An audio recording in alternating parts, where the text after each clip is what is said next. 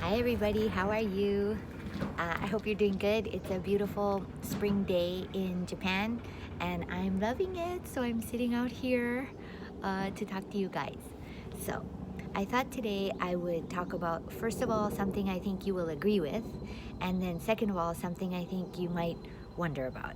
So the first thing I think you might agree with is if you think about these times, right? And if you think about this moment right now where you are, so where you're sitting, the sky you might see outside, the time of day, what you're wearing, how you did your makeup today, whether you brushed your teeth or not. Basically, this moment will never happen again, okay? So oftentimes when I go have dinner with a friend, or I talk to my dad on the phone or something, I often try to remind myself that the same circumstances, the exact same moment, with the same light coming in the room, same clothes on, same thinking, same age, same moment in my life, same moment in the world at that moment will never happen again. Do you get what I'm saying? So I try to remind myself how precious each passing moment is, right? And that makes you focus better on this moment now. Because you know that this moment with this sun, with the people working behind me in the truck, with the construction down there, at this place where I live, I see Mount Fuji over there, that cloud formation around Mount Fuji, um, it'll never be the same again. So no matter what you do, every single thing you're doing is only one time, right? Only one moment, never to be repeated in the same way. So in the same sense, I would like it if everybody could realize that you yourself are also an only one, okay? So I do a lot of speeches and talks and things about empowering women and all these kind of things, and talking about Japan and things I like about Japan and things like that. But I feel like a lot of the problems that we have is we're sort of like always kind of, I don't like to use the word always, but often comparing how we are and this current circumstance to what we see with somebody else. So we might compare like what we say at a meeting with somebody else, what they say. We might compare the kind of education that we've had with somebody else and the kind of education they've had. We might compare the current circumstance of myself with the current circumstance of somebody else. Like, what kind of house do they live in? What kind of clothes do they wear? How do they look in that certain mascara, right?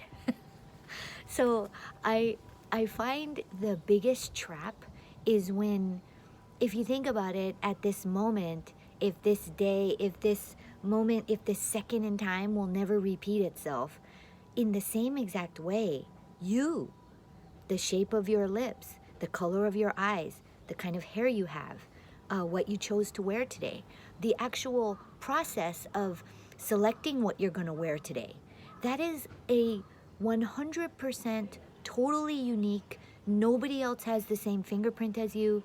It is all never going to happen on the earth again.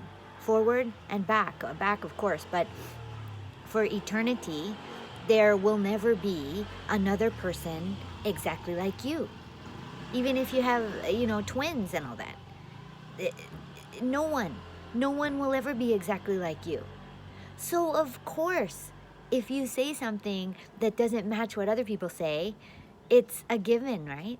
It's actually supposed to be that way. So if you're in a meeting and you notice the color of the wall and nobody else notices the color of the wall, there's nothing wrong with that. You were there to notice the color of the wall because you have something about you that makes you notice the color of the wall or the shape of the chairs or how pretty the table is, or is there an electric connection here or not, or oh, that girl looks a little lonely on this in this meeting, she hasn't said anything, so maybe I'll say, hey, why don't you want to say something? Or maybe you notice that you're talking too much. That happens to me a lot. Talking too much, and you realize that, wait a minute, okay, maybe I won't talk. The fact that you're realizing that is also unique to you. I know it sounds like we're going around and around in circles, but the thing that I would like everybody to know is that what you have to contribute is absolutely unique, by process, by how you were born, by how your body is made.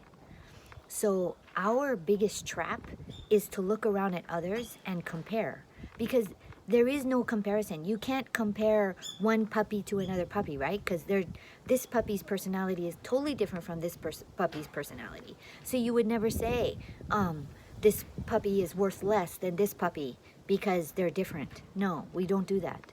We always think, we look at the uniqueness in so many other things, but we forget about the uniqueness in ourselves. So I hope that as we get out of this whole dark tunnel of COVID and we start to interact with people again, I notice that a lot of people are giving up alcohol. I notice that there's a lot of changes going on. And I hope one of the big changes that we'll make is that we'll try to stop on the individual level, comparing ourselves to everybody else.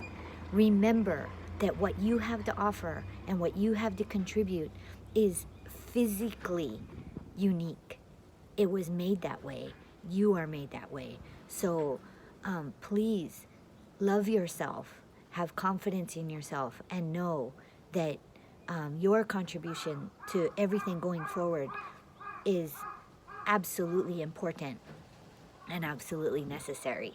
So that's a little bit of aloha message to you guys, and I hope you have a great day. Everybody stay safe, and I'll talk to you again soon. Bye bye.